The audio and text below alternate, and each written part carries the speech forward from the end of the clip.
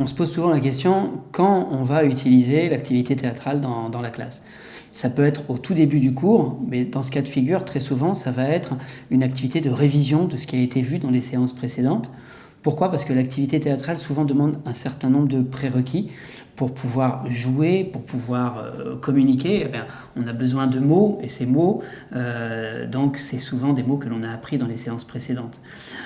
Parfois, l'activité théâtrale, tout de même, par l'action, par le corps, permet d'introduire du nouveau vocabulaire, par exemple. Donc là, on pourrait démarrer avec le cours directement, avec un jeu qui nous permet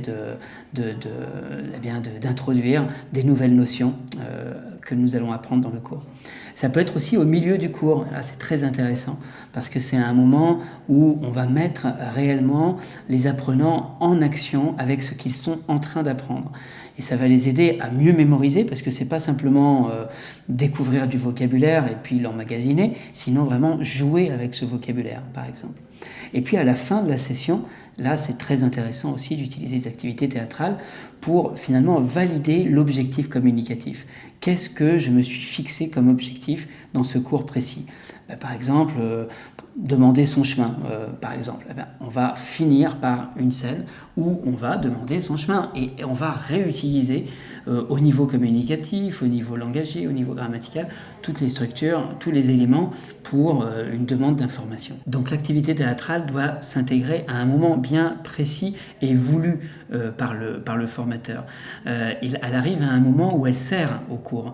C'est pas purement récréatif, on s'amuse, on joue, on rigole, sinon réellement une activité qui est utile pour l'apprentissage. Et ça, c'est très important pour le public adulte notamment, qu'ils comprennent pourquoi il fait cette activité, parce que très souvent, les adultes vont se dire oh, « je ne suis pas là pour jouer, je suis là pour apprendre ».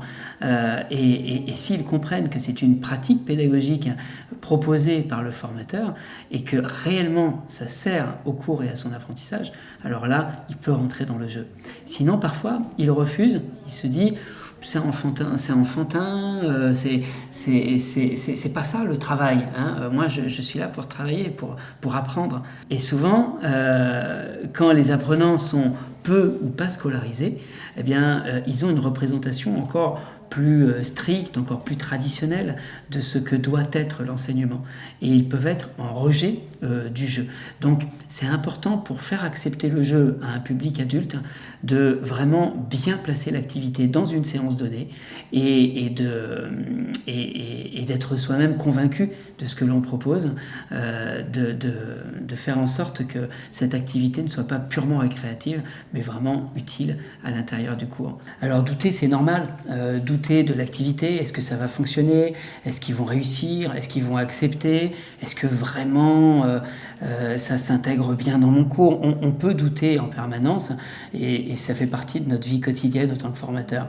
Mais ce qui est très important, c'est de ne pas montrer ce doute aux apprenants et d'être soi-même convaincu, ou du moins de paraître convaincu de ce que l'on propose pour que les apprenants suivent et soient actifs. C'est un peu comme un capitaine de bateau finalement. Un capitaine de bateau, il peut être complètement perdu en mer et se dire « Oh là là, je ne sais pas si je choisis la bonne direction ». Mais s'il dit à son équipage « Écoutez, je suis désolé, mais alors là, j'ai aucune idée dans quelle direction on doit aller. Peut-être allons par là, allons-y », ça va devenir la cohue sur le bateau.